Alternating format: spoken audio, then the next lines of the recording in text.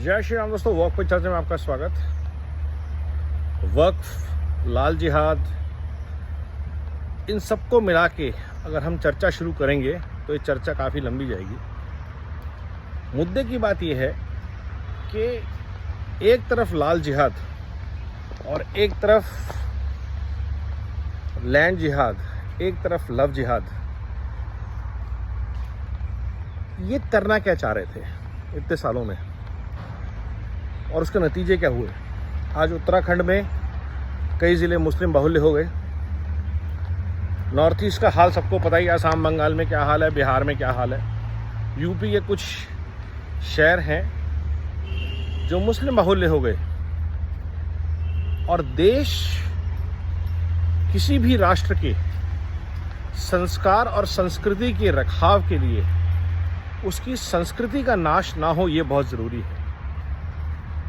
जो काम पिछले 500-600 साल में नहीं हो पाया वो अब हो रहा है, जब डेडिकेटेड तरीके से ग्लोबल फीडिंग के थ्रू, कन्वर्जन माफिया के थ्रू आइदर क्रिश्चियंस और मुस्लिम्स कन्वर्जन हो रहे हैं। जो मुस्लिम कन्वर्जन हो रहे हैं वो हो रहे हैं इंसेंटिव से, एजुकेशन, हेल्थ केयर के बेनिफिट दिखा के, वीज़ा पंजाब में जैसे। और मुस्लिम कन्वर्जन जो हो रहे हैं वो आज भी फोर्स। और एक कन्वर्जन सिर्फ ये नहीं है कि आपकी बेटी को उठा लिया, उसका कन्वर्जन कर लिया। लव जिहाद में जिन लड़कियों को फंसाया जाता है, जिनका माइंडसेट शिफ्ट किया जाता है, वो पढ़ी लिखी ग्रेजुएट, पोस्ट ग्रेजुएट भी होती हैं। और उनकी जो भाषा पहले सोशलिस्ट होती है, फिर सेकुलर होती है, और फिर वो जिहादी हो जाती हैं। केरला स्टोरी एक एग्जाम्पल था, और हमारे सामने बॉलीवुड की कई ऐसी एक्ट्रेसेस हैं। क्यों आमिर खान, क्यों पटौदी साहब से लेकर के उनके पुत्र तक सबको हिंदू वाइफ्स लगती हैं पहले या दूसरे नंबर पे। सोचने वाली बात यह है। और ये आज से नहीं चल रहा, ये कई सालों से चल रहा है। पर्पस एक ही था, छलावा, धोखा, और उसके थ्रू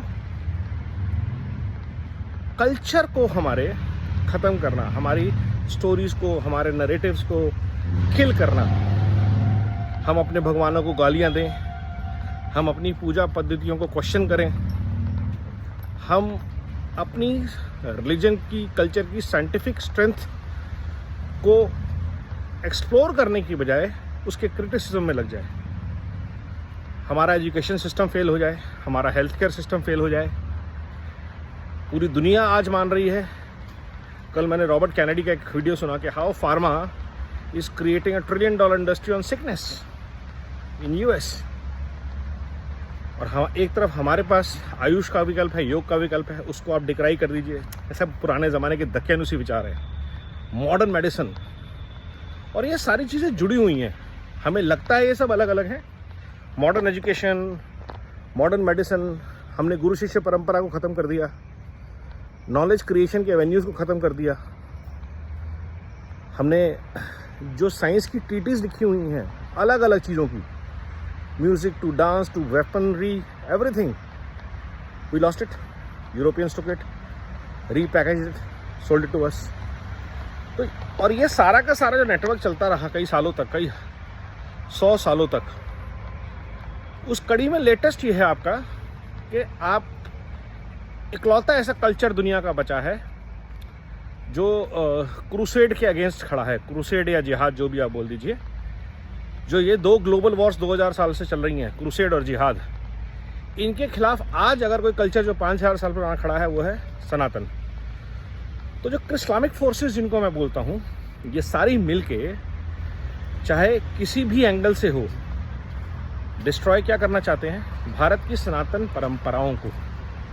और उसके लिए भारत को एक ऐसी शक्ति चाहिए जो भारत की संस्कृति, संस्कार के आधार पर बेहतर जीवन की व्यवस्था को ख़त्म ना होने दे। वो सबसे बड़ी शक्ति है महिलाएं। नॉलेज, वेल्थ सब उनके पास है। इसलिए सारी लड़ाई जो होती है, जिसे हमें कहा गया ज़र ज़ोरू और ज़मीन की लड़ाई होती है। ज़र ज़ोरू और ज़मीन कहाँ से आया? धरती, महिला क्यों नहीं बोला गया?